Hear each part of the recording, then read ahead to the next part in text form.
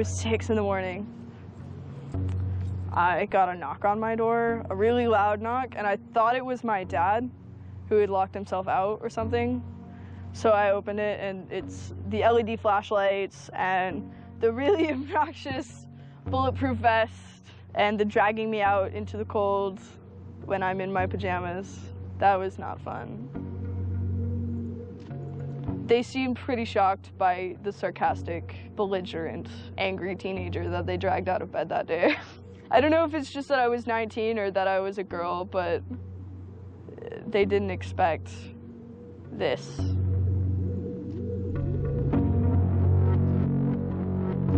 "10,000 angry kids, whoever they are, they scared the shit out of some people those days.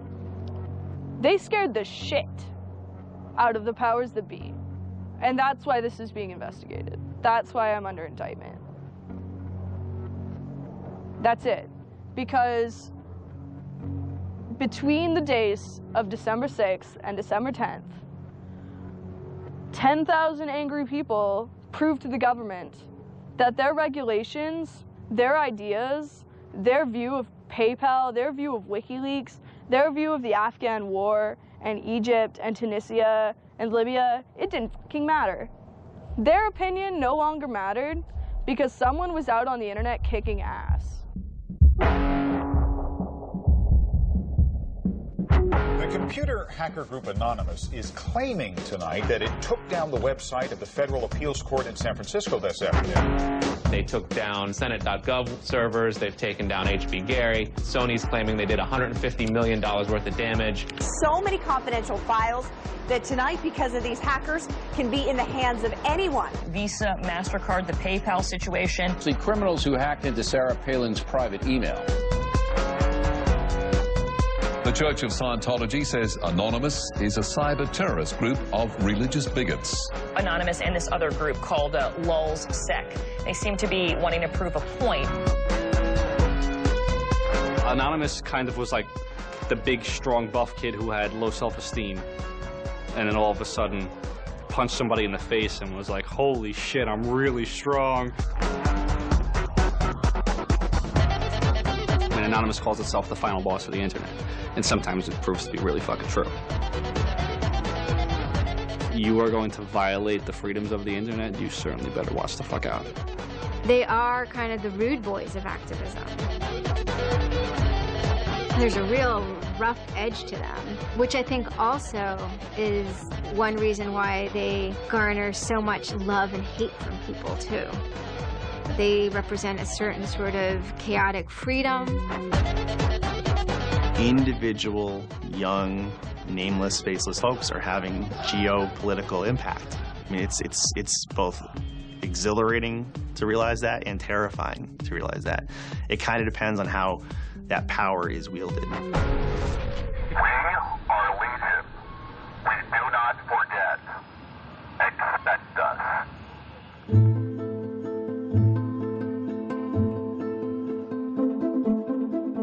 We stand for freedom. We stand for freedom of speech, the power of the people, the ability for them to protest against the government, to right wrongs. No censorship, especially online, but also in real life. We have members throughout society and all stratas of it worldwide. Yet we have no leadership. It's one voice. It's not individual voices. That's why we don't show our faces. That's why we don't give our names. We're speaking as one, and it's a collective. Good timing. I would love to live in a country where the government fears its citizens and not the other way around. But right now, plenty of anonymous actors are in hiding because of fear of reprisals by the government. I've been called many things. There's unpatriotic. That we're just a bunch of children sitting in our parents' basement. I got called a terrorist sympathizer. We've been called kids, we've been called cyberbullies, we've been called hooligans, and, you know, sometimes those words aren't entirely unfair, but this is a serious political movement.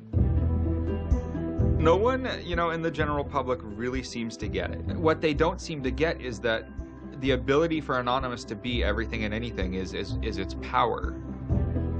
Anonymous is a series of relationships. Hundreds and hundreds of people who are very active in it and who have varying skill sets and who have varying issues they want to advance and who are collaborating in different ways each day. They're a little bit like a prism or kaleidoscope. They've got many different facets and many different sides. Of course, when you spend enough time with them, you start to get a sort of feel or texture. That's not just random, right? Yet it's very multifaceted, very rich, which does span from the quite lighthearted to the very, very serious. Bob Dylan had a line in a song just saying, to live outside the law, you must be honest. They might do something which isn't technically correct, maybe it's not legally correct, but they're doing it for purposes that in their minds at least are ethical. People who know what they're doing, who share an ethos, who have a commitment to exposing and humiliating the man, who have a very low tolerance of lies and what they perceive as evil on the part of overweening power structures. They share information, they share tools and techniques, and they are currently having a very good time. The hacker culture, as we know it, really sprang from one place. It was MIT, and it was specifically the people in the Model Railroad Club, the Tech Model Railroad Club. Hacking originated as humorous pranks. When the guys at MIT put a Volkswagen up on top of the dome of the building, and people woke up and saw the car up there in the morning, or they measured a bridge by the body lengths of somebody. I would say his name was Brian, and discovered the bridge over the Charles River was, 822 Brians. These are funny things. That's where hacking originated, and it migrated into engineering and computer communities. It's witty. It's pranks. Basically, Microsoft and Apple both got their entire start off computer crime. Bill Gates stole pretty much all of MS-DOS. Steve, Jobs, he was creating boxes to defraud the phone company, I always saw hacking as implicitly political. Hackers, whether they're conscious about it or not, whether they're explicit about it or not, make a statement about how we should treat information. And some years after my book came out, one of the people I wrote about, Richard Stallman, got very publicly and explicitly political about open software, and he believed that software should be free. Free as in freedom, not free as in beer, as he put it there. Behind it, whether misguided or not, there's a political impulse. Hacktivism was a term coined by a group called Cult of the Dead Cow. The Loft had an interesting relationship with the Cult of the Dead Cow. There was 3 members that were in both organizations. And we kind of kept like the serious security research that they would do under the Loft name. And if they were doing some sort of just goofy stunt-like things, they would do it under the Cult of the Dead Cow name. Because the Cult of the Dead Cow was really kind of sort of like a propaganda type of organization. They had a guy who was the minister of propaganda. They're kind of merry pranksters. Like, everything they did was completely over the top. They would dress up like Mr. T sometimes. They would do rap songs at DEF CON, like a rap performance. One of the guys there, I think his name was T-Fish, or short for Tweety Fish, coined the term hacktivism because he saw one of the things his group was doing, which he called hacktivism, was writing software that people in other countries could use to communicate securely, even if their government was spying on them. So the principle was really, it was freedom of expression. It was everyone should have access to the internet. Everyone should be able to communicate and get their message out on the internet. Even more important in countries where there was repressive regimes, that if you said something against the regime, they would come and take you away, and you weren't saying it anymore.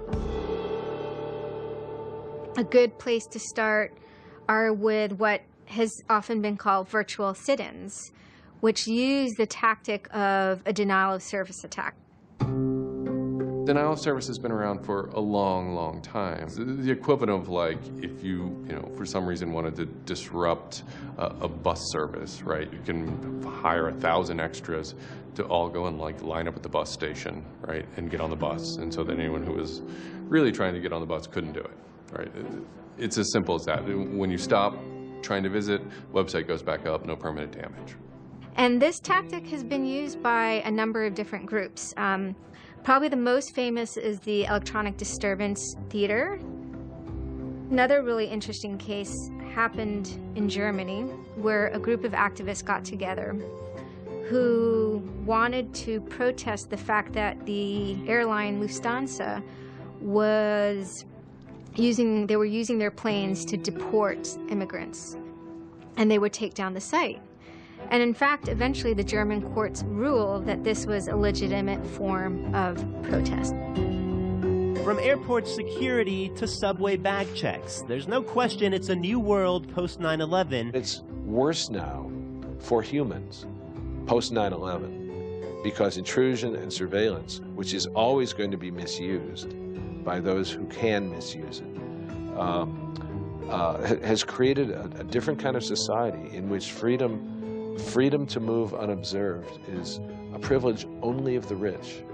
Privacy is a privilege only of the rich. Hackers see the technology giving them sanction to buy that privileged exclusion as well. Intrinsic to the technology is the power to self-transcend and get out of the hump of the bell curve and move forward to a par with the masters of society and do battle with them on an equal level playing field.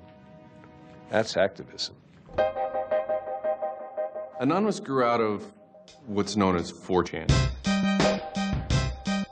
Essentially, this is just a website where people can upload images and you don't actually give your name. It's just sort of anonymous. When you look at 4chan, you're often surprised because it looks like a site from like 1995 or something. The idea is very simple. You post a comment and you post a picture.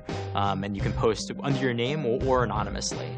And it's separated into boards about particular topics. So there's a topic on anime, there's a topic on weaponry. There's like a 4chan board for origami, and you just upload interesting pictures of origami. And then there was a group called the B board, which essentially was for like anything goes. The first time anybody goes on B, it's kind of an instant revulsion. Because there's never a time that you go on there where you don't see something horrible. That instantly puts off a lot of people. The idea is post something that can never be unseen. Half of the posts on B are there specifically to make people not want to come back to B. Have you ever read Lord of the Flies? 4chan, and especially B, is Lord of the Flies.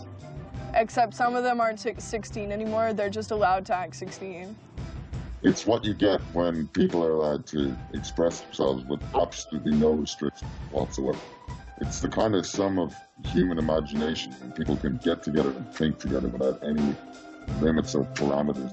It's the most vile, disgusting, and funny thing on the internet.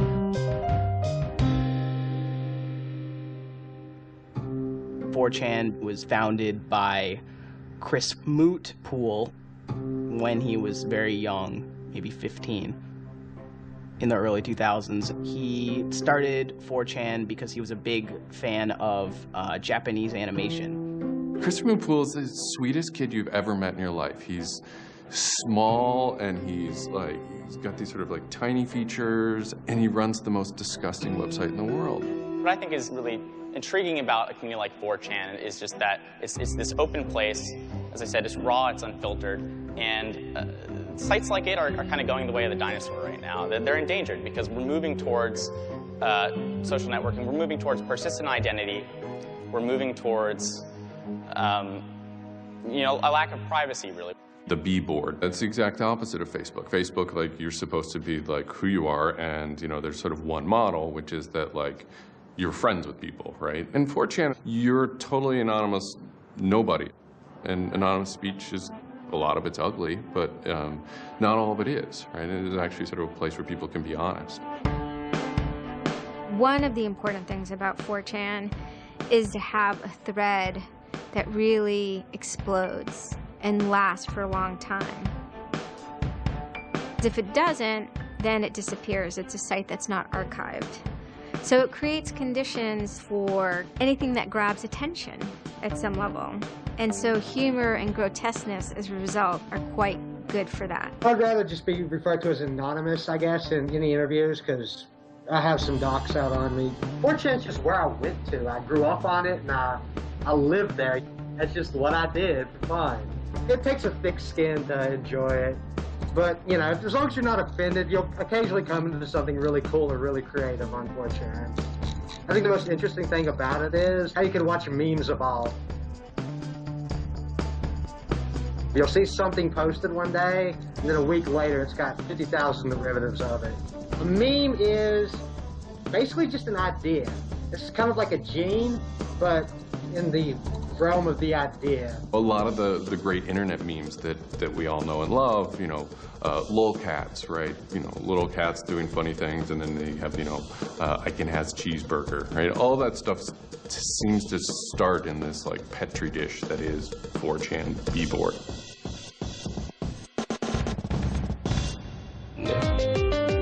Say it publicly and you're insane. Chocolate rain. Name any meme from the last about 6 years, and I'll bet you either in its first posting ever was on 4chan, or at least one of its earliest revisions that became what it was on 4chan. I can see the food situation is so we'll be on our way. It's basically the best breeding ground for internet culture, and as far as I'm concerned. With your neighborhood insurance rates, chocolate rain. 4chan is also very known for acts of trolling. Trolling is a fucking art. Trolling is getting the person you're talking to get as pissed off as they possibly can, and for no reason except for your own enjoyment. Maybe you're trying to illustrate a point, but it's mostly for your own enjoyment. For them, it's funny that like people think the internet is serious business, and if people think the internet is serious business, it's a troll's job to make their life terrible. The idea of Anonymous came initially as a joke. I mean, somebody suggested that, what if the whole site, what if 4chan, what if B was just one person? And what if that's just one guy called Anonymous sitting somewhere, and you're just reading all these posts by one guy? And it kind of looked like that from the outsider's perspective. I mean, there's no way to tell the difference. It might as well be one guy. Fox News did a very famous segment about it. They call themselves Anonymous. They are hackers on steroids, treating the web like a real-life video game, sacking websites, invading MySpace accounts, disrupting innocent people's lives. And if you fight back, watch out. Destroy. Die. Attack. Threats from a gang of computer hackers calling themselves Anonymous. I've had 7 different passwords, and they've got them all so far. Anonymous hacked his site and plastered it with gay sex pictures. His girlfriend left him. She thought that I was cheating on her with guys. As long as I can think back, Anonymous have done some pretty off-color things in the name of getting cheap laughs, you know. But, I mean, that's part of the culture. They get what they call lulz. Lulz is a corruption of LOL, which stands for laugh out loud. Anonymous gets big lulz from pulling random pranks. For example, messing with online children's games like Habbo Hotel. Habbo Hotel was this online community where you had an avatar and you walked around and talked to other people. It was kind of like an early version of, you know, World of Warcraft or Second Life or any of those virtual worlds. What the people on B did was invade Habbo Hotel, created, you know, thousands of avatars. They all had this one uniform of a black guy with a big afro wearing a black suit. And so there would be thousands of these people, black guys, black suit, you know, huge afro, walking around this world, and they would do things like form a swastika out of themselves.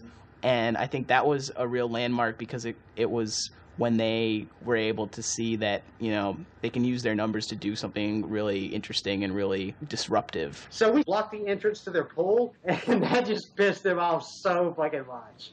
It was fucking beautiful. That was fucking just wonderful. Wonderful times. Those kids love that pool. They love the shit out of their pool. The goal was actually to offend everyone, simply because the idea that we could offend you by drawing a little shape on the screen was stupid to the people involved in it. They were like, really? You're going to get that mad over us just drawing this on the screen? Wow, well, you need to refocus a little on life, because this should not be upsetting you that much. Barrett Brown. I'm the director of Project PM and former operative with Anonymous. We were targeting furries, which were a subculture of people, of course, who, a lot of people on 4chan find irritating by virtue of their being irritating. A furry is someone, generally a male who's autistic in his 20s, who identifies with animals and oftentimes has sexual attraction to other people dressed as animals. There's diaper furs, furs who enjoyed wearing diapers, baby furs who enjoyed thinking themselves as a baby. We had furry infiltrators, people trying, we had secret groups. Mine was called the Illuminati /I/Illuminati, and we were, our goal was to wreak as much havoc as possible because it was stupid. There's a point, when I was, otherwise, seemingly respectable writer, 2007. My first book had come out like that, but I spent my evenings on Second Life, that big, virtual world, riding around in a virtual spaceship with the words "faggery daggery do" written on it, wearing afros, and dropping virtual bombs on little villages and concerts, and waving giant penises around. And that was the most fun time I've ever had in my life. All these different organizations online, whether it's 4chan, or just any website, there's typically a community aspect to it. This is where people have their social relationships. This is where their friends are. This is where they have a creative outlet. And so all those aspects are going into groups like Anonymous, where people feel like they're part of a bigger thing and they're able to express themselves within that group. There were certain words, certain phrases, certain ways people respond to things, certain images that were posted that created a pattern, and that pattern was, I guess, the origin of what is now Anonymous. It's like Freemasons with a sense of humor, and so much so they have this common symbology, and one of their chief joys, which is kind of wrapped up in power and secrecy, was the fact that they could recognize each other by referencing these symbols, referencing these phrases. Over 9,000. It's over 9,000! I lost my iPod. Mudkips, anything involving mudkips. So you have this weird sort of international culture developing with people, across the world, wherever they may be. In late 06 and, into early 07, there's a bit of a sea change where instead of just posting a bunch of content or randomly saying we're going to go over to some website and post a bunch of dirty comments against someone, it becomes a little more organized. Welcome to the Hal Turner Show. They went after a guy named Hal Turner. I am being discriminated against because I'm white.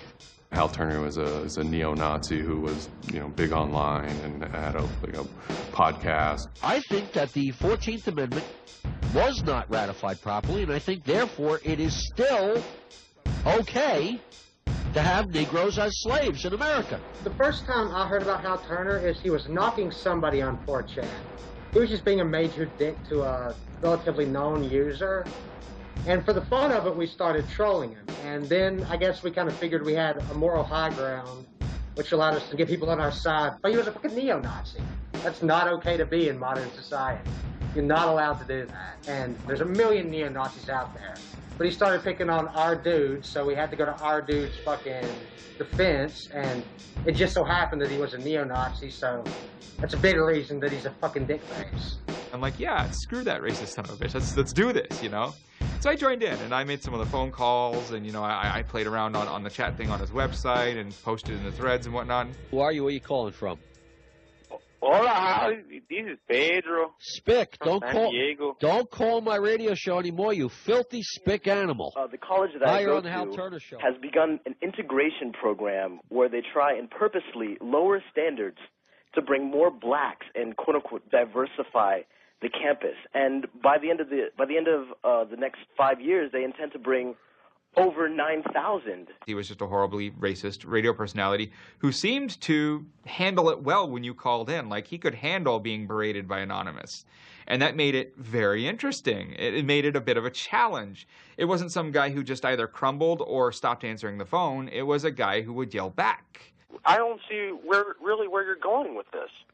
Where I'm going is, I believe Barack Obama is genetically incapable of exercising the power necessary to govern the most complicated nation on earth.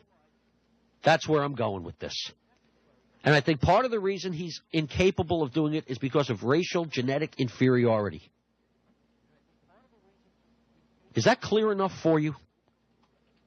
No, you changed the subject again. Wait a second. You asked Hal Turner me. wasn't the first, like, actual person that, Anonymous had caused trouble for, but the circumstances ended up being significant. They DDoS'd his website, stuff like that, costing him thousands of dollars, bandwidth fees. We DDoSed him, which is overflowing his server with packets and fake information. And then we kind of trolled him in real life. We sent countless pizzas to his house. We signed him up for escorts on Craigslist. We sent a bunch of pallets of industrial materials to his house, which he ultimately had to put the bill for. And basically we destroyed his ability to pay for his radio show, and that took him off the internet.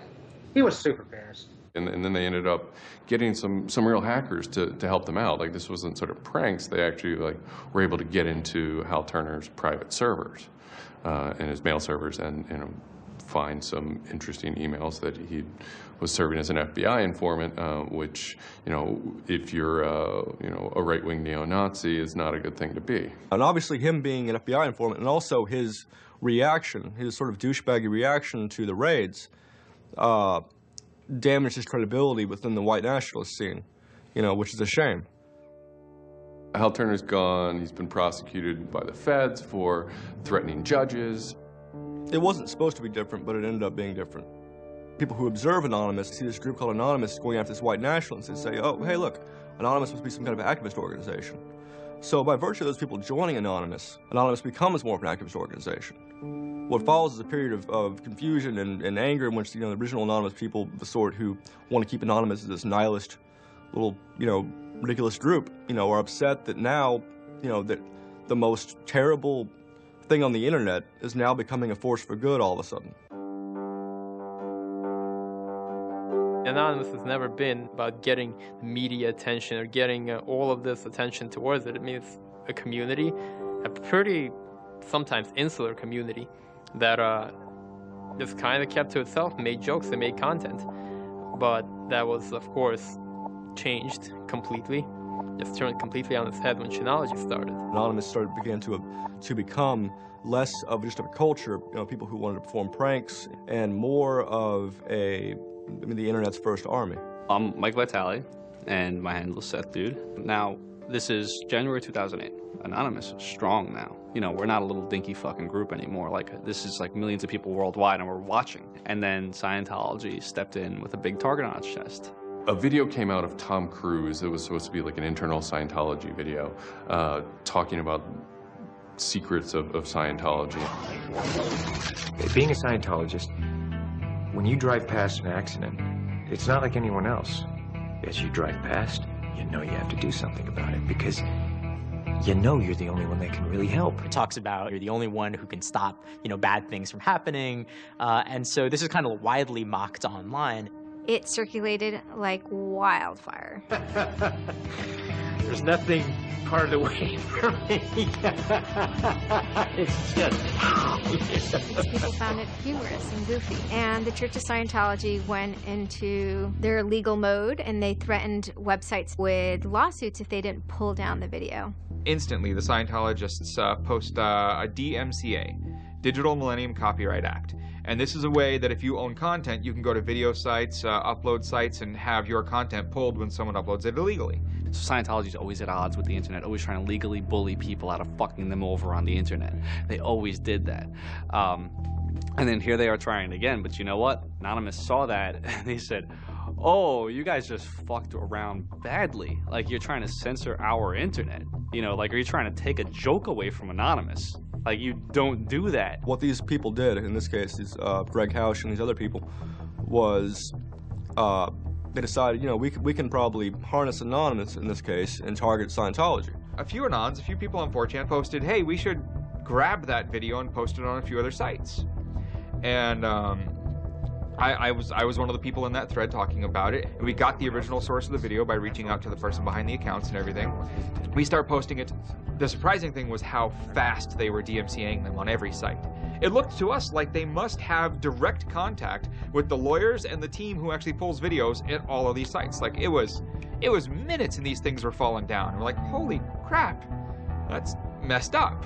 What followed was it's this term called the Barbra Streisand effect. And this video as they're attempting to suppress it, went everywhere. Like, everywhere you look on the internet, you were gonna stumble upon this video. Actually, Gawker, the site that I work for, was, I think, the first one to put it on the website, and we got in a huge legal battle with Scientology, who wanted us to take it down.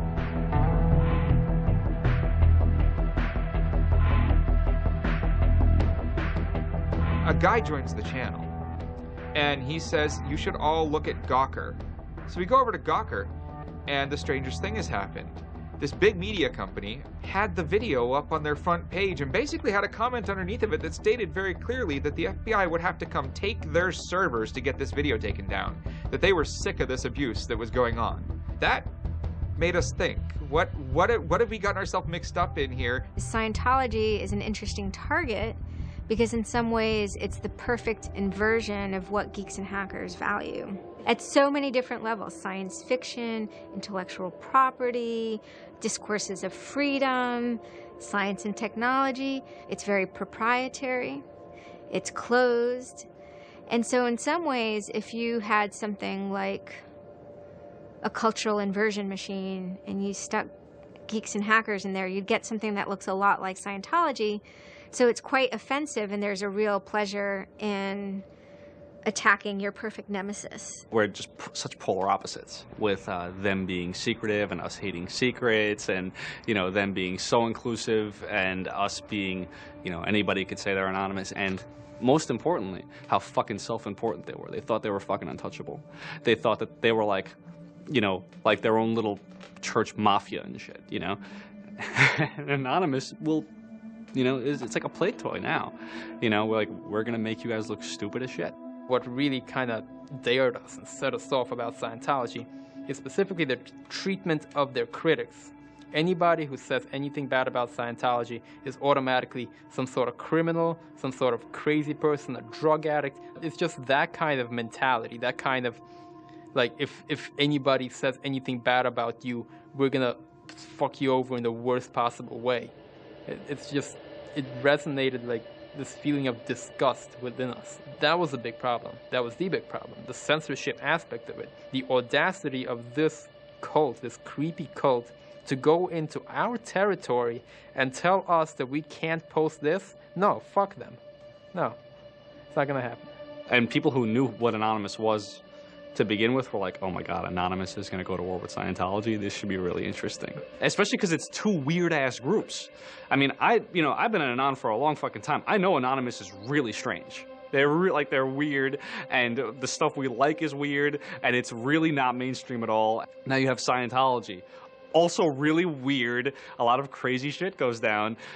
Anybody on the outside who's seeing this is going, let's watch these two retards fight. Like, both their pants are gonna fall down, they're gonna triple, and it's gonna hurt everybody, and it's gonna be hysterical. And what happened was all these people who were geared up, the infrastructure was built to war with other Anons, said, you know what, fuck it. Everybody's gonna get together and pound the fuck out of Scientology. And then that's when 4chan kind of reared into action, really reared into action. And they started to troll the Church of Scientology. And this took the form of pranking the Dianetics hotline, ordering pizzas. Every fax number we get, we're sharing them all. You know, every number we get, we send black pieces of paper on a loop until we sell their ink. I go to call them on the phone and it's busy, busy, busy. You know, and that's their main fucking Dianetics hotline. Their Dianetics 800 number, you can't get through because Anons have completely fucking clogged it and just probably saying stupid shit. The whole idea was just you call them just to keep them on the phone. What's an Elron? How do I Dianetics my face? They were not expecting that, and they couldn't handle it.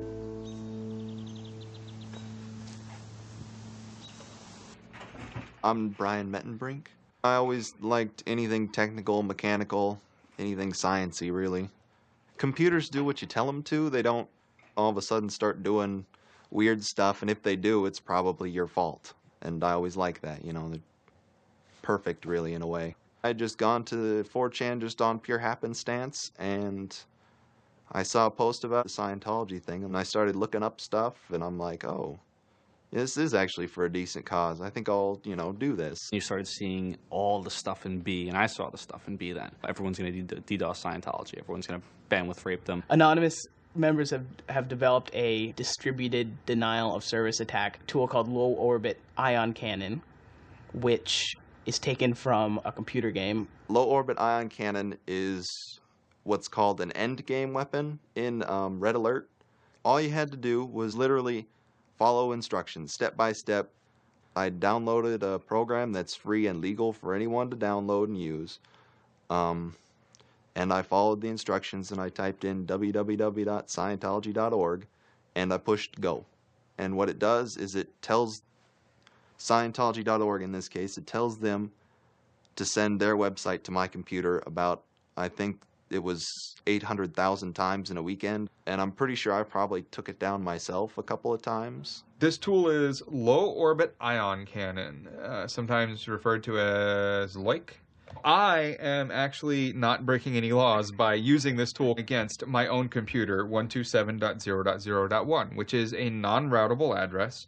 But, of course, if I were to have attacked one of those other bigger sites out there, I would have severely been breaking the law and would have been doing it in a way that was quite easy to track. What you do is you put in the site, you see that the IP is correct, you make sure that all these settings are good, and you hit the button, and off it goes. It felt like you were making a difference.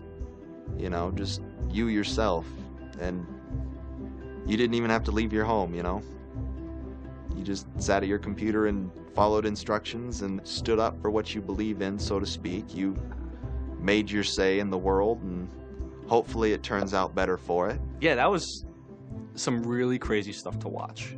To be sitting there in front of a monitor and you have just information just flying in front of you, and it's this unseeable internet war. And one of the guys said, we need to make a video. We have to make a video. Hello, leaders of Scientology. We are anonymous. When the video came out on January 21st, that was one of the first times that Anonymous as a culture started referring to itself as Anonymous as a movement, and declared that it was going to take down and destroy the Church of Scientology. That video probably changed everything. Knowledge is free. We are anonymous. We are legion. We do not forgive. We do not forget. Expect us. It basically looked like if a computer was going to tell you that he was going to beat the shit out of you, this is what it would look like. That one video really galvanized that moment of innovation. That's exactly like with that video, internet activism as it's known today was born. What the video was saying was, it's over. You're not going to be able to follow people back to their house anymore with impunity. You're not going to be able to just issue a cease and desist letter to any reporter who wants to write some shit about you that you don't like.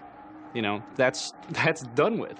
Every time you do that, Anonymous is going to hit you harder. So we made a video named Call to Arms that said, we're going to the streets. Every major city of the world has a Scientology building. Be very wary of the 10th of February. Anonymous invites you to join us in an act of solidarity.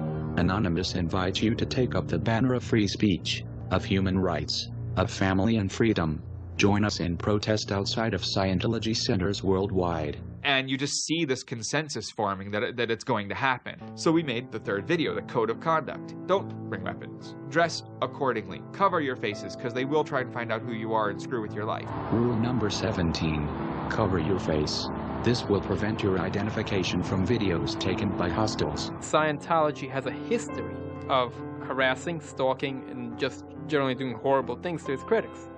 So people needed a way to hide their identities. A lot of people had very legitimate fears. They don't want to be followed home. They don't want to be stalked. They don't want to put their families and themselves in danger. Everyone was going, well, we're going to wear a mask. What's the only fucking mask that we all already know or have a joke about? And it's the Guy Fawkes mask. You see the movie V for Vendetta, you know, the ending scene where everyone's wearing the Guy Fawkes mask. That is very reminiscent of what Anonymous thinks Anonymous is.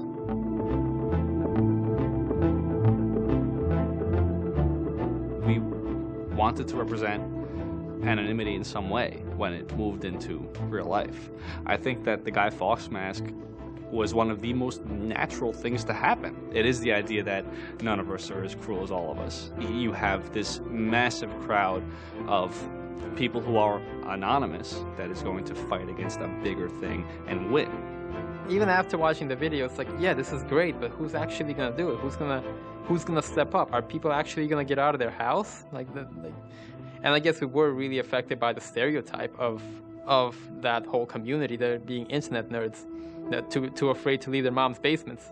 I figured maybe 15 nerds from every city somewhere might show up and wear their masks at a building for a while and leave. No one thought that they were going to come out. This is me on the way there. I haven't slept. I'm very fucking tired. And I remember going to the park that day, and it's really fucking early in the morning, which I thought was a bad idea. And I'm smoking a cigarette, and I'm looking around like, where the fuck is everybody? There's nobody here. So here I am, sitting in Bryant Park, waiting for the other Anons to show up. I remember thinking like, oh fuck, like, am I gonna be the only one in the park? Am I gonna walk to Scientology with fucking 6 or 7 people? Which totally defeats the entire purpose of this, because now they could single me out, you know? Then I get up and I start walking around and I see there's a lot of green balloons over there for some reason. On the other side of the park, there was like fucking 200 people. There was Guy Fawkes masks everywhere. And I'm like, holy shit, this is huge. There's a fucking lot of us. That's pretty good. I had no idea how many Anons there were until we started moving. And it just fucking got bigger. I remember walking through Times Square, and everybody in Times Square was an Anon. Like, and you know, this is like a fucking 1,000-person per like fucking minute foot traffic area, and everywhere I'm looking, I'm seeing fucking Anon symbols. It was fucking wild. It was really wild.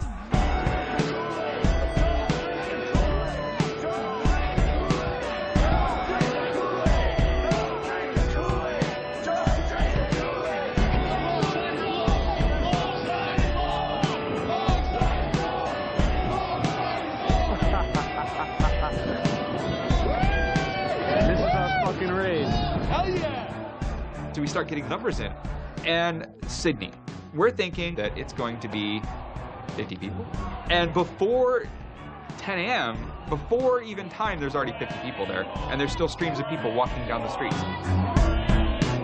A couple hours into it, you know, because I didn't go to bed until 1 in the morning, you know, you're looking at Sydney as, wow, there's 250 people in Sydney. The cops are estimating higher than that for their reports. What just happened?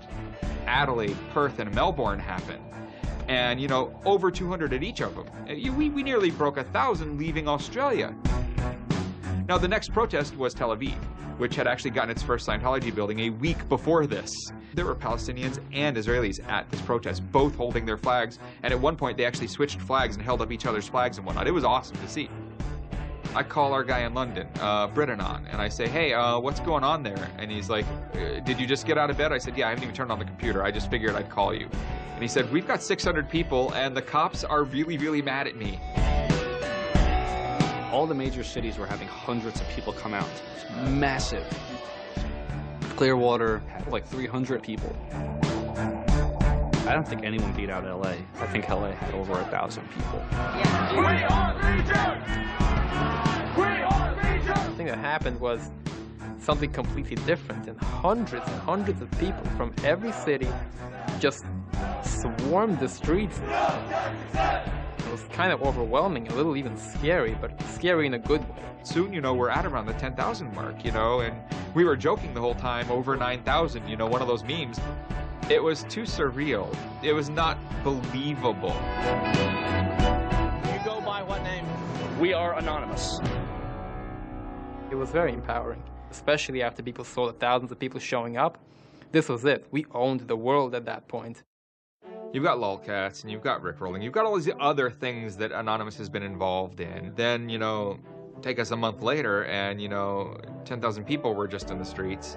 And in every major country in the world, in every major city in the world. And what the hell just happened? What changed? You know, who flipped the switch? The world looked very different to me at that point. We all met each other.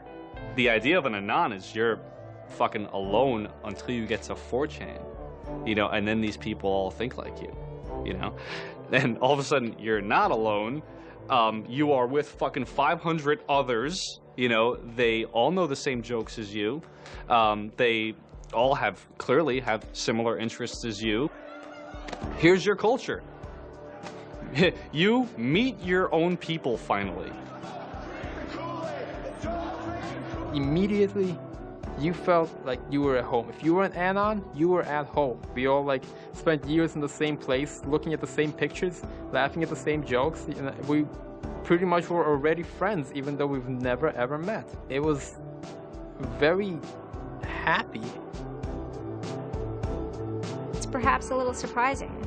It's not just preteens or teenagers. There's a far more even mix of males and females than you would imagine otherwise. Everyone always figured Anonymous was a very male, thing, but it wasn't like that at all, There's some fucking hot girls come through, there's some really, you'd be surprised. And there were a lot of these so-called guys who weren't socially good. They were very awkward. They still lived at home at 23, half of them virgins. And I'll tell you, the amount of those people who got laid from these protests happening is in the thousands that would not have for years probably. That's why those protests were so important. It was a chance to finally meet other people that were previously anonymous and unknown, and hence it was the moment of the end of their anonymity. Scientology, they kind of fought back, so to speak. They posted stuff online. While claiming they are peaceful, in less than 3 weeks, anonymous members made or encouraged 8,139 harassing or threatening phone calls, 3.6 million malicious emails, 141 million hits against church websites, 10 acts of vandalism, 22 bomb threats, and 8 death threats against members and officials of the Church of Scientology. They basically antagonized, really, is what they did, which is really one of the things they're great at. They wanted to find me. They did. They hired PIs. They started taking pictures of us, threatening to sue us. People were getting followed. People were getting followed home. It'd be a regular thing for someone to say, oh, I had to lose someone on the subway. I saw someone from the Scientology Center, and they were following me. They would follow us to our houses, try to intimidate us, send us cease and desist letters. They had a PI hand deliver a cease and desist letter from a very expensive lawyer. It was a double message there. It was a, hey, we know where you live, and we know your name, and here's something from our lawyer. Just these old tactics that they used to fight the activism they faced before the internet just were completely ineffective against Chanology. Most of the people who received them actually framed them and put them on their wall.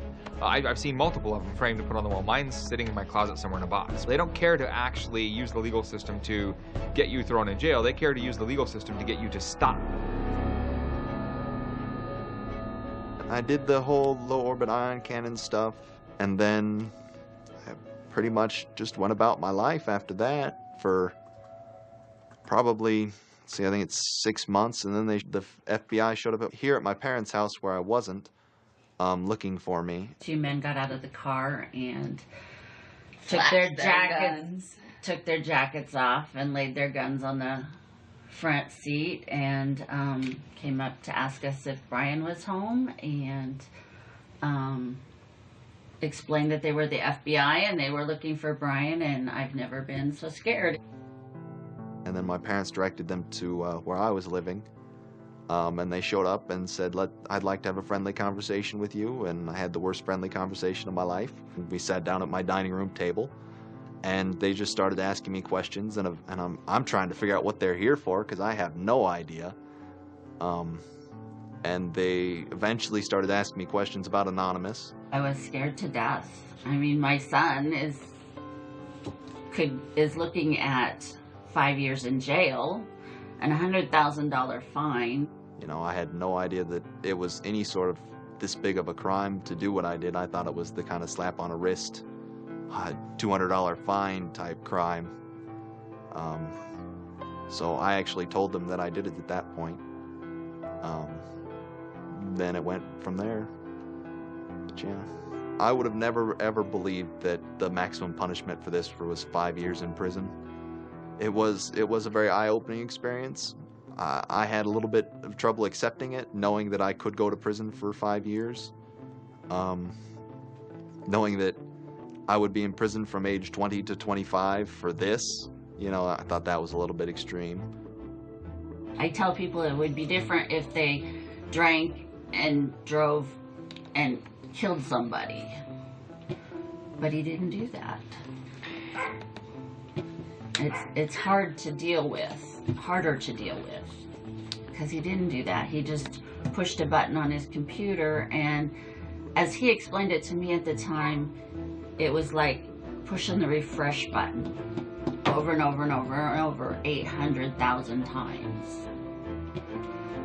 And it seems like such a little thing. I did the second most damage is what Scientology said. I sent the second most out of everybody. So I got the maximum for my category, which was 1 year in prison and 1 year supervised release. I think, you know, the way I feel is for what I did was one of the most, like, lopsided punishments I've ever, like, read about or heard of. Yeah, I think it's ridiculous, especially the year supervised release where I can't touch a computer for a year. I'm not sure what that's supposed to solve, except make my life difficult. So that computer behind me back there, I could go back to prison if I went over and touched it, because I can't knowingly associate with members of Anonymous. They just made a big deal about Scientology as a religion and that this is America and you can believe in whatever you want to believe, and I'm pretty sure they actually compared me to like the KKK and the Nazis and stuff in the courtroom. Yeah. It's a completely different issue. I'm very proud of what he did. He stood up for what he believed in, but that was never, ever mentioned. I never would even dream of hurting anybody. You know, it's just not me.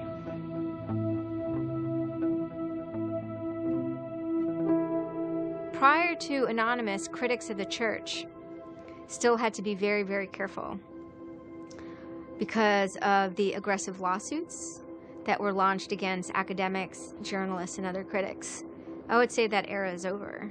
And Anonymous, more than any other sort of intervention, is probably responsible for that change. This actually caused a decent rift in Anonymous. There was one big group, significant group of people who would say, this Chanology stuff, it's cancer, it's awful, it's bad, it's just bringing attention to us that we don't want. The trolling isn't happening, we're not getting our jollies. Like, now this is all really serious and moral and somber, and like, well, you know, that's not what I signed up for, that kind of thing. And then there are the people who were on the other side who are going, well, I only signed up for the serious and somber, you guys, go away, this is, you know, and you know, there became this very fierce clash of ideologies, and it was alien to us. They decided, in their own words, which I was privy to because it was told to me, stop ruining our bad name. So to make Anonymous look bad, they go off and they post animated GIFs, animated images to epilepsy forums that are black and white just strobing really quickly. So any of the epilepsy people on these support forums see it and they fall off their chairs, you know, in seizure. You start hearing this term moral fag. If you're not out there making epileptics have seizures, then you're doing it wrong. So you're a moral fag.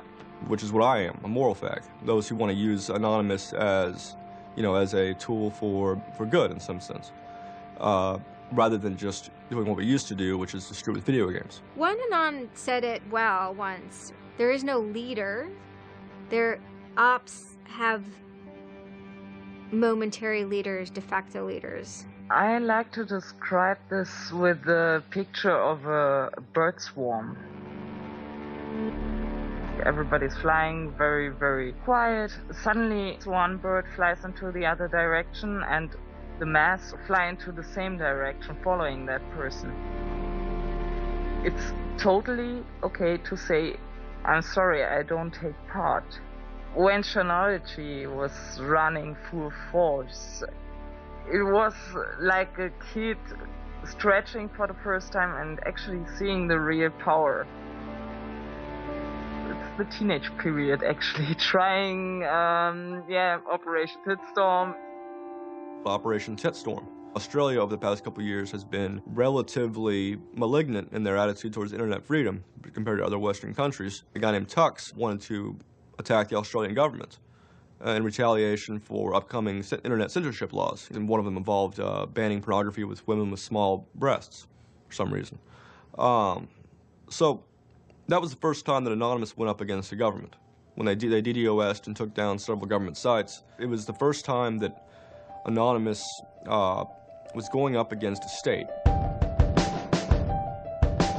If you had asked me all throughout 2008 and most of 2009, is the politics of Anonymous always going to be sutured and hinged to the Church of Scientology? I would have said yes. And it became unsutured, unhinged, when a different political wing was born in 2010. The Motion Picture Association had hired an Indian software firm to DDoS the Pirate Bay. And Anonymous, coming out of 4chan, DDoS, the Motion Picture Association of America, as well as then other groups like the Recording Industry Association. It angered people for a lot of different reasons. I mean, obviously one of the reasons was that they were attempting to censor the internet. Another of the reasons, though, was that, you know, people in Anonymous had been arrested before for taking part in such attacks. Say on the Church of Scientology and other targets that there had been before. I think there was a big sense of the hypocrisy in it. This was the moment a kind of networked kind of architecture was born, where there was a different node that was unrelated. Some people crossed over, and they were connected by aesthetics and by ethics, and yet this was a different ship that was sailing.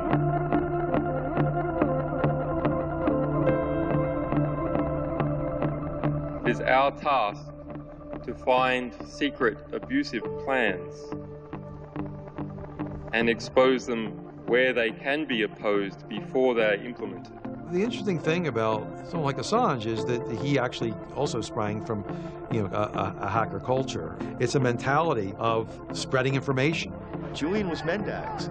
He was the greatest hacker that ever walked the face of the earth when I was a kid. I mean, they rumored he could move satellites around in space by hacking into NASA. I mean, you know, maybe it never happened, but I mean, it was, you know, it was a myth that kept young kids like me wanting to, like, you know, plug a computer into a modem and see if I can move some satellites around. WikiLeaks is an instantiation of the hacker ethos. Truth wants to be free, and we want to liberate it. WikiLeaks released a huge trove of diplomatic cables. There was a lot of controversy from every quarter of society. The WikiLeaks website released nearly 400,000 secret U.S. files on the Iraq War late today. It was the largest leak of classified U.S. files in history. The diplomatic cables show the U.S. is spying on its allies. Lots of things which were understood in private and may have been not even talked about explicitly. Suddenly they're out there in the cold light of day, and it's going to make some governments and some individuals very uncomfortable. He was showing the world a glimpse of how, you know, the powerful elite actually work. At least to some extent. I mean, these are fairly low-level diplomats sending messages back and forth, but it's a side of government you hardly ever see, and it's pretty eye-opening. And you know, once it's out, it's out. I think information wants to be free, but let's look at it. Let's analyze it. It's important that we know such stuff. It's important that we know what our governments do, and if they don't tell us, then somebody has to. There was one particular moment that really sparked the fire, and this was when PayPal, MasterCard, and Amazon pulled services for WikiLeaks. So all of a sudden, there's no way to actually like process donations to WikiLeaks. And then people went and found like neo-Nazi groups. Visa and MasterCard were perfectly fine with you being able to, like, you know, PayPal, being able to, like, make donations to them. But WikiLeaks, no. You can pay the KKK, you can donate money to the Westboro Baptist Church with your PayPal and your fucking MasterCard, but you can't give any money to WikiLeaks. And I think WikiLeaks is doing a good thing. It's just a total hypocrisy. They got their little fucking banking mafia to fuck, you know, WikiLeaks over. People were incredibly angry. There was a real sense of rage. I think there was a sense that WikiLeaks was exposing the lies that the government had told to the people, and that the government was desperately trying to make sure that those lies weren't exposed. And there was just an intense, I can only call it fury. If you're a hacker, it's one of those John F. Kennedy was shot moments. Not to actually compare it to that, but it's one of those moments you always remember exactly where you were when you heard it. I mean, I just really never dreamed that they would have the audacity Anonymous very quickly moves into an attack mode. Anonymous DOSed PayPal. They were pissed. Cyber protests, sit-ins, however you want to look at it. DDoS is a tool that is a big giant, it's like driving a finish nail in with a sledgehammer. The numbers of participants were massive, massive. And they managed over the course of a couple of days to disable the websites of MasterCard and PayPal. It was like watching the hack magician finally get a trick right, because you're not expecting it, and then it's magnificent. It was beautiful. Because what you had is people finally stood up for something. How long has it been since we had a huge, really relevant protest? I'm not talking Tea Party, I want to bring my guns in public.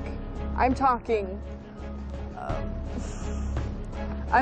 10,000 angry people said this is not right, and I want to do something about it. Soon after, January 2nd, I believe, WikiLeaks was blocked in Tunisia. And Anonymous got wind of that. They then intervened, at first solely for the purposes of like stopping the kind of censorship that was happening. They did some DDoSing, and this was a time period where they were getting involved with what I would call non-internet-y social movements and building lines of solidarity. My name's Pete Fine. You can call me an internaut or a hacktivist. Telecomics is an ad hoc cluster of volunteer net activists who have spent much of the last year trying to keep the internet running in the Middle East. During that time, we saw the Tunisian government not only censoring and filtering the internet, but also doing some kind of technical trickery to steal people's Facebook passwords and delete their posts and see who was posting what, and, you know, fake posts, stuff like that. Some Tunisian hackers came to us. They were members of Anonymous, and I didn't even know we had members of Anonymous in Tunisia, so it was a shock to me. And they had the keys to some parts of the kingdom, so to speak, when it came to the dictator in Tunisia. We went in on behalf of those Tunisian Anons, and we helped them get that and extract it, and then it went to WikiLeaks. The Tunisians overthrew Ben Ali, who was kind of a repressive dictator. A revolution that was facilitated by the internet, by Facebook and by Twitter. Not caused by it. I mean, 50 years of dictatorship has caused the Arab Spring. But the internet has certainly been helping.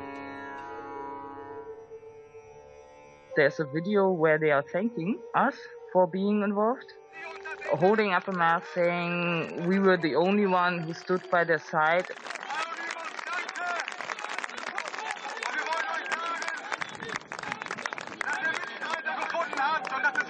For me, it was awesome to hear that and to feel the connection. The same group of hackers that target anti-WikiLeaks sites have now turned their attention to Egypt.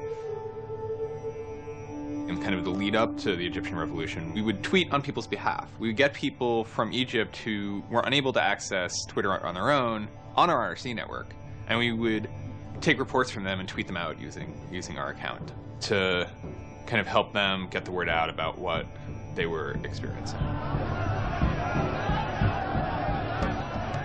Some of this shit is personal.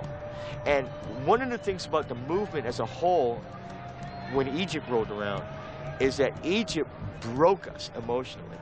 Watching in real time with live feeds that we helped set up, Egyptians get massacred with machine guns. It was different, and I have never in cyber activism wept before. It's never bothered me like that. It's never been able to touch me the way Egypt touched me.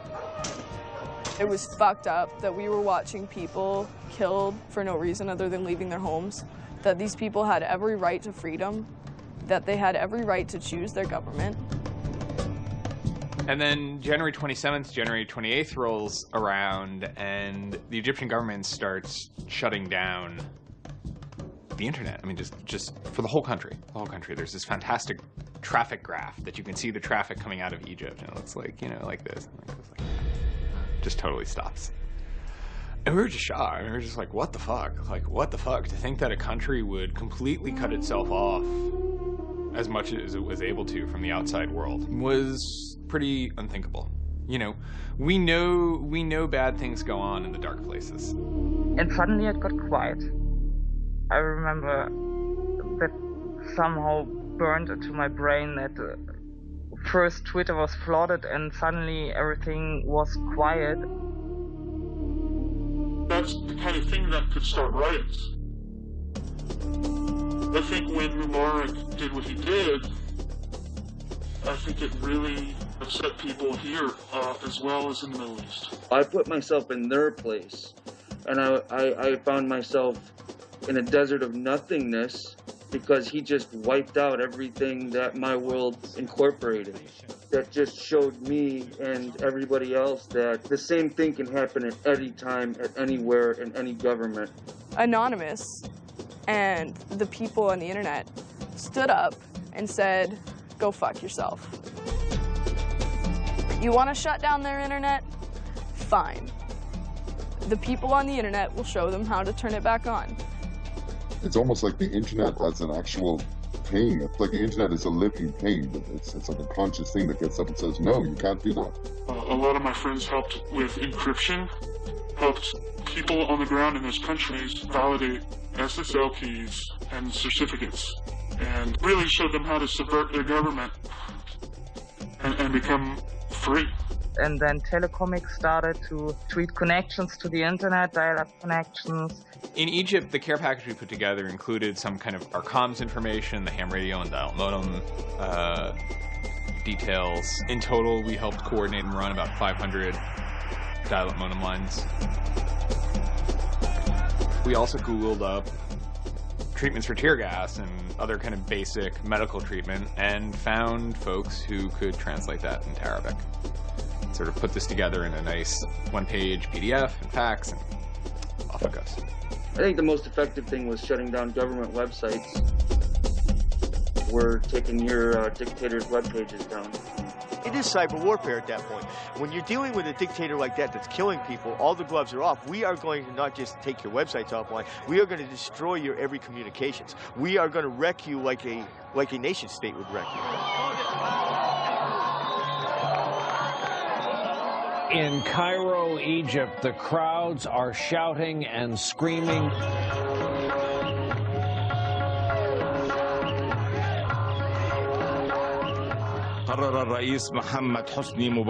President Hosni Mubarak has decided to step down from the office of President of the Republic.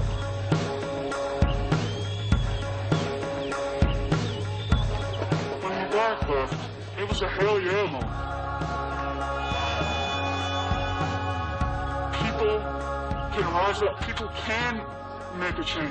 And I think for a lot of people in America, it was the first time they had seen people rise up and take down their government and say, we're sick of this shit. We're sick of the oppression. We're sick of living as slaves to your power. We had Egyptians come thank us as we're doing this stuff, and I said to them, like, look, you guys just get our back if stuff goes down here. Although it was awesome and it was one part we were fighting for me it was quite clear that it's not the end of the story. That it's not suddenly changing into rainbows and nine cats or whatever, but that we now have to watch even more. The FBI is now investigating Anonymous, a loose collection of rogue, tech-savvy hackers credited with bringing down the websites of MasterCard and Visa last December. So there were 40 raids back then. They seized computers, cell phones, those kind of technical apparatus, sometimes including from, in the case of, 19-year-olds who lived with their family, they took their parents' stuff too. There's always been a sort of cat-and-mouse dynamic, not just in relation to the feds, but also to these sort of groups that have appointed themselves as guardians of the Republic. And there's groups called like Backtrace Security, which is made up of a couple of deranged people who, I think for personal reasons, have grievances against Anonymous. I've been threatened by people who are former Secret Service agents who now run private security companies. Suddenly, on February 5th, Financial Times article comes out that we all see. And it's quoting this guy named Aaron Barr, who's the CEO of HP Gary Federal, which is an intelligence contractor. And Aaron Barr is telling his Financial Times journalist, Joseph Min, that he's been secretly monitoring the AnonOps server where all this is going on, and has done so for several weeks, and using his own custom brand of information operations techniques, has managed to identify the alleged leadership of Anonymous, including 25, quote, lieutenants, unquote, of some sort. We have to see this document. Everyone wants to know. We don't need to destroy him. We don't need to destroy his company. We just need to see the document, and we'll decide what comes next after looking at the document. So they get it. It was unbelievably easy to get into that network. And my name was on there as a screen name, and Greg Hausch was listed there by a screen name. The fact of the matter is, what he told Financial Times was, everything he told them was demonstrably untrue, and very much hilariously so. He had to be shut up. It had to be proven to the world that this guy was a retard, and that his information was in no way valid. Now, to put that in hacker terms, Anonymous is a hornet's nest, and Barr said, I'm gonna stick my penis in that thing. In a mere 24 hours, he was owned, pwned completely by a small group of participants who basically went on a hacking rampage. Faster than you can say, get these hornets off my penis. Anonymous took down Barr's website, stole his emails, deleted the company's backup data, trashed his Twitter account, and remotely wiped his iPad. And he had just reached the Hammam High level on Angry Birds. The HP Gary hack brought about 70,000 emails. Probably the most important ones had to do with a proposal that HP Gary had already formulated. It was packaged up as a nice PowerPoint presentation, kind of act as privatized agent provocateurs, where they were going to discredit WikiLeaks. HP Gary was proposing submitting fake documents to WikiLeaks, and then when discovered as fake, the error could be called out and it would discredit WikiLeaks. Right. So, so there's a lot of specifics that I can't talk about. So let me try to answer that though in a general sense. Well, first of all, it's probably no surprise to anybody. I'm not a big fan of WikiLeaks. I think that the broad purpose of trying to get as much information, proprietary or classified information for the government, expose that, is an extremely destructive and dangerous purpose.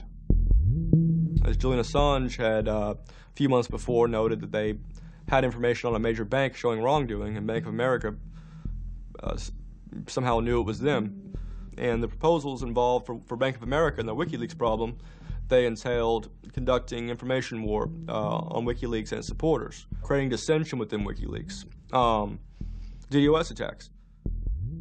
You also wanted to launch cyber attacks on WikiLeaks infrastructure to get information on document submitters. Well, one thing I guess I want to make sure is clear is, you know, none of those activities had actually occurred. You know, in business, there's, you know, when you start proposing or thinking about an idea, there's a brainstorming phase. And somebody says, well, what if, you know, what could we do? What's theoretically possible? Well, still, this was an idea. This was proposed. This was something that you thought about. Right. They also wanted to go on a campaign kind of targeting Glenn Greenwald, who's a reporter for Salon, who's an outspoken kind of critic of the government and supporter of WikiLeaks. It seems like you're trying to attack a journalist here. Yeah, and I don't want to talk too much more about Glenn Greenwald, but other than, you know, what I previously said is, you know, there was never an intent to attack journalists, not on my part. You know, nor I guess I should say I should generalize that and to say that, you know, I would never just outwardly attack a journalist, other than if I felt that there was a journalist in my mind that was acting unethically. That, you know, that is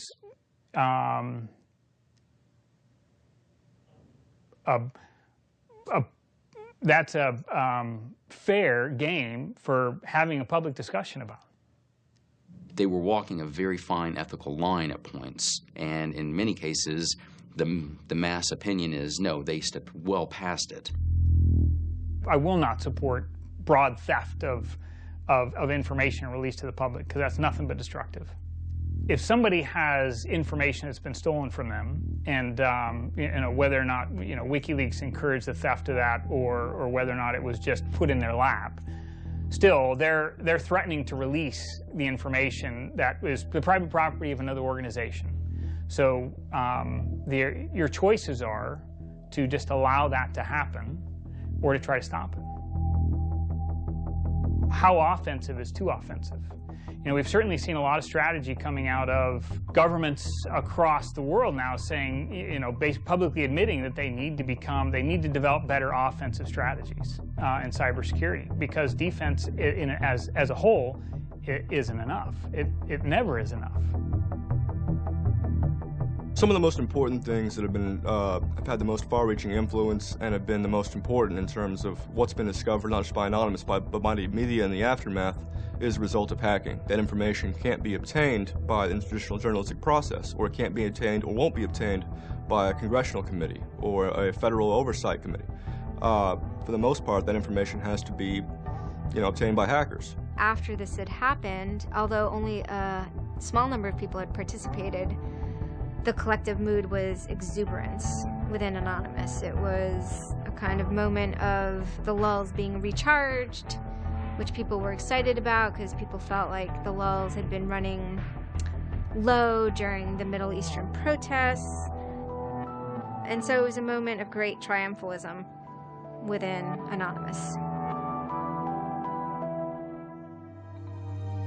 Anonymous is currently targeting Sony's website. We are doing this because Sony is currently suing people for making features the PlayStation originally had available to the public.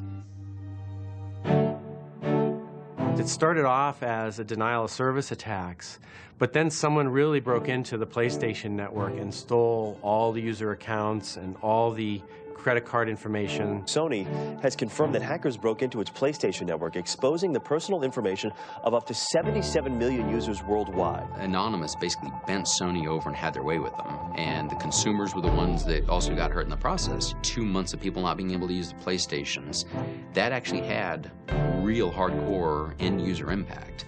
If they break into a site and they pull back customer information, do they really need to disclose 100,000 customers? No. What they're doing could be done a lot better.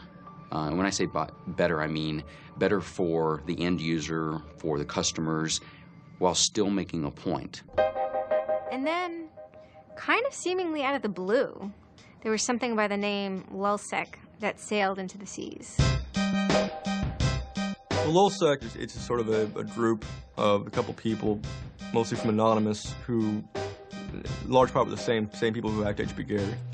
And they decided to form this little group and just carry on operations sort of outside the purview of Anonymous for a while. They hacked whatever they wanted, they released whatever they wanted. It's almost like they had no rules. They just said, this is what we're going to do. We're going to stir up the cart. We're going to get some trouble. We're going to make some waves. And they did. What they did was they put on a play. Not high arts, not lowbrow either. It wasn't particularly, let's just say, grotesque. Their symbol was a kind of cartoon caricature of the Monopoly man with a monocle and a cigarette. There was a lot of iconography of boats and ships, pirate motifs, and then, of course, a cat. Chaos and mayhem. Right now, it's probably one of the right things to do. Some of the things Lulzsec did in the court of public opinion were less noble. Private citizens were being doxxed, or the credit card numbers that could have been redacted. You could still make your point without actually, giving up people's personal details. So the court of public opinion swayed that Lulzsec had crossed lines that maybe the previous manifestations had not. Collateral damage, such as the release of docs and people's personal information who are just caught in the crossfire, really, of an anonymous confrontation, is something that a lot of anons don't really support. There was a lot of, infighting about it because their way, wasn't really our way. We will not attack the media. PBS's Frontline runs a documentary on mainly focused on Bradley Manning, the alleged leaker to WikiLeaks. And for a lot of Bradley Manning supporters didn't like it. They felt it was a little too psychologizing, right? It was like looking a little bit more like his personal life than like why it is he leaked the documents and what the documents actually meant. They hacked a website putting a story that Tupac and Biggie had kind of escaped the world of celebrity fame and attention and retired quietly and discreetly in New Zealand. Also, when they attacked PBS, that gave me the creeps, As a journalist, I'm not too thrilled with the idea of someone judging that we don't like you to write that. We don't like your reporting, so we're going to shut down your website. I'm uncomfortable with that. It could be me, and I could be writing something about a group that they didn't like. And, hey, I'm happy to sit and talk with them about it, but, don't shut my website down. This is obviously about freedom of speech, so attacking the press would be would sort of be a bit of a contradiction. So people always said, well, we shouldn't do that. And obviously LulzSec had a completely different agenda, so they had no problem doing it. They sort of saw themselves as going out there, breaking into like anything, everything, governments, corporations, police departments, largely for the same reasons Anonymous would. They went after Arizona for immigration policy, 50-day run, causing mayhem, havoc, and then, ended it. The computer hacking group, Lulz Security, has announced it's disbanding, saying it had achieved its mission to disrupt government and corporate organizations for fun. I call this whole thing the rise of the chaotic actor. It's not like the first time we've had hacktivism, but we're definitely seeing like a renaissance in it. And chaotic could be chaotic good, neutral, or evil. If you go back to the old Dungeons & Dragons charts. And some people see Anon-Ops initially, let's stick with Anonymous, as chaotic good. They saw Operation Payback, or they saw attacking Scientology, and they say that's good. It's like Robin Hood, right? Chaotic good. Outside the system, but doing something good. Other people saw Anon as chaotic evil, like the Joker. They just want to see the world burn and doing potentially irreparable damage. And the truth is, yes, it's the entire column of chaotic.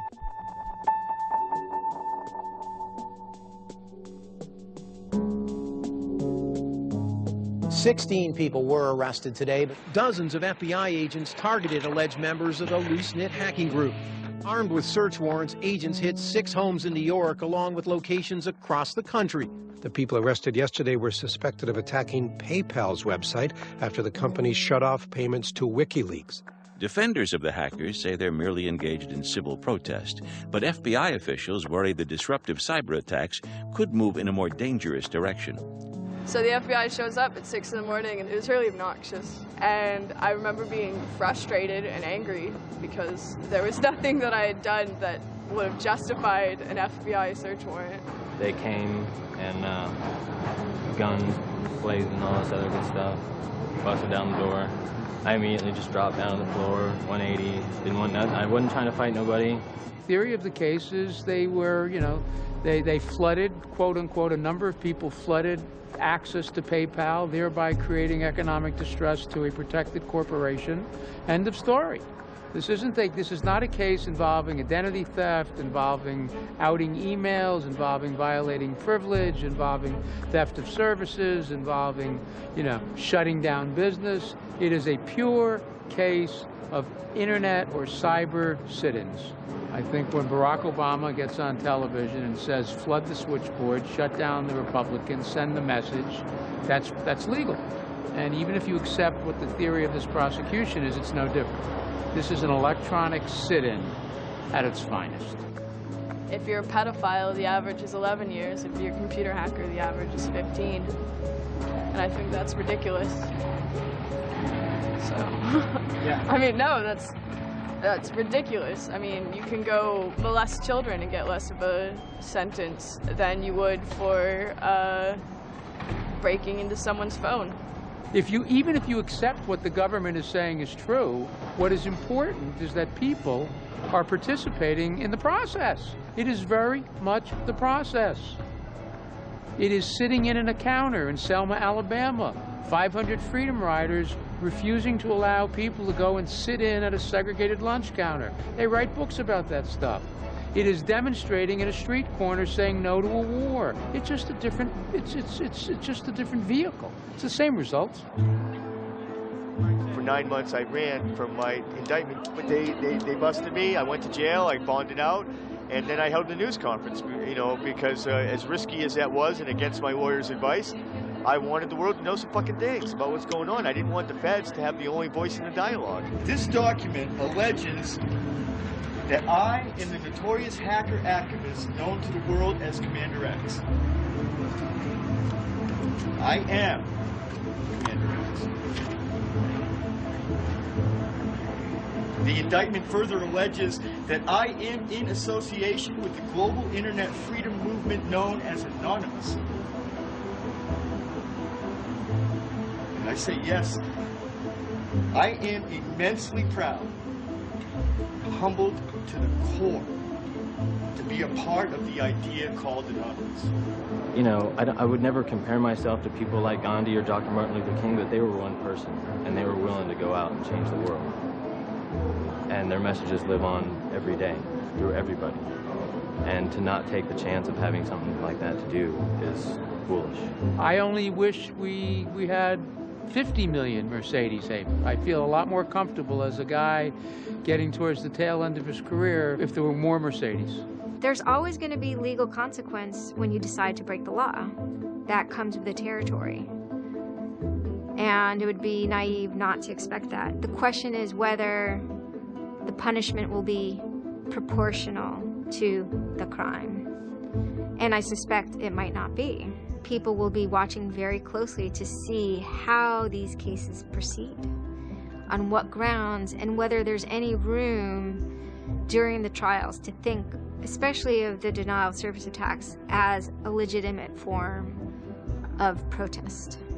So much of our lives are now configured, at least in part, on the internet, so we better start thinking about how we claim parts of the internet as spaces that we can also protest in. This is the point in history at which you decide whether or not protesting is possible online. You can stand up and you can say freedom of speech extends to online. We have the right to not be monitored by our government because of our opinions. It's up to you. You're in the position of Huck Finn. Do you remember Huck Finn at the end of the book? He's told he's got to take that slave and give it back. Two things will happen if he doesn't. One, legally, he'll go to jail because Jim is property. Two, he'll be damned eternally and burned in hellfire because he's in an evangelical environment in Missouri. And Huck smokes his corncob pipe all night and thinks about it, and next morning he says, well, damn it, I'll go to hell then.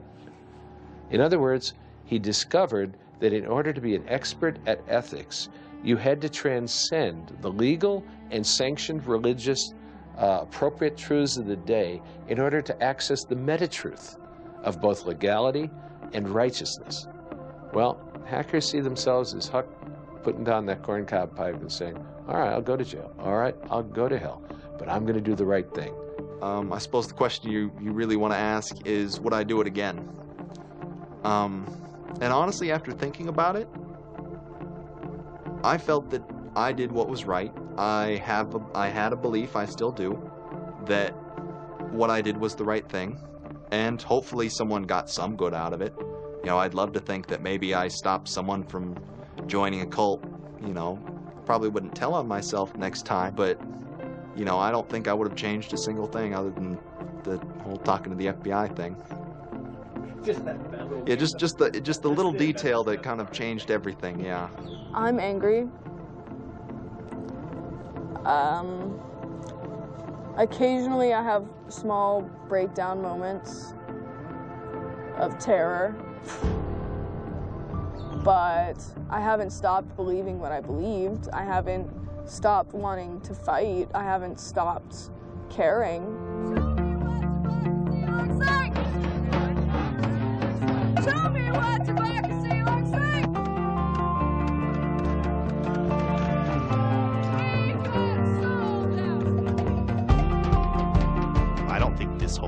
as a technical hacking thing. This is more about human philosophy and psychology. What's motivating us? Why is there so much unrest or disenfranchisement or anger that would lead people to want to take matters in their own hands and join these? Whether you think it's bad or not is irrelevant. It's not going away. I have stood upon the mountaintop known as Anonymous and looked down on a world inflamed with revolution.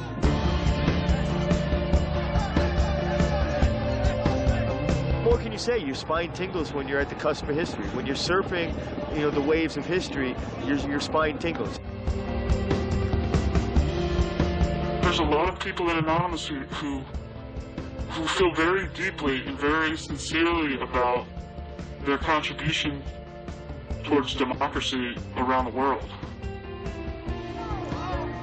And I think that's one of the main things that I'm most proud of about Anonymous.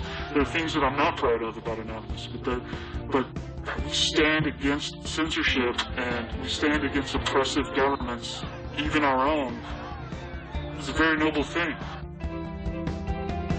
If you have power in real life and you have money in real life, it doesn't fucking matter on the internet. What matters on the internet is your actual ideas. How smart you are, the quality of you. And when certain organizations, they want to extend their real life power onto the internet, it's not gonna fucking take because of Anonymous. And history teaches us that change simply doesn't come with flowers. It doesn't work. If they say I'm a criminal, damn, well, then I will be one. Anonymous is an evolving thing. It's like a phoenix. It might occasionally catch fire and burn to the ground, but it'll be reborn from ashes. It'll be reborn stronger.